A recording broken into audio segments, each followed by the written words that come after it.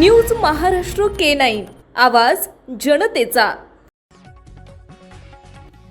अकोट आणि अंबरनाथ नगर परिषदांमध्ये सत्तेसाठी भाजपनं अनुक्रमे एमआयएम आणि काँग्रेस सोबत केलेल्या हात मिळवणीमुळे राज्याच्या राजकारणात मोठी खळबळ उडाली आहे।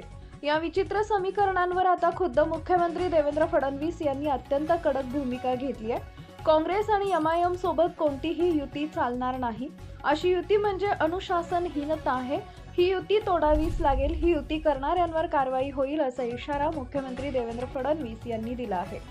राज्यात आगामी महानगरपालिका निवडणुकीचे वारे वाहत असतानाच अकोट आणि अंबरनाथमध्ये भाजपनं सत्तेसाठी केलेल्या स्थानिक आघाड्यांनी सर्वांच्याच भुवया उंचावल्या आहेत।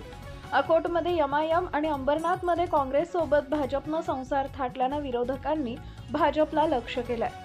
मात्र या गंभीर प्रकरणाची दखल घेत मुख्यमंत्री देवेंद्र फडणवीस यांनी स्थानिक नेतृत्वांवर प्रचंड नाराजी व्यक्त केली असून संबंधितांवर कारवाईचा इशारा दिलाय।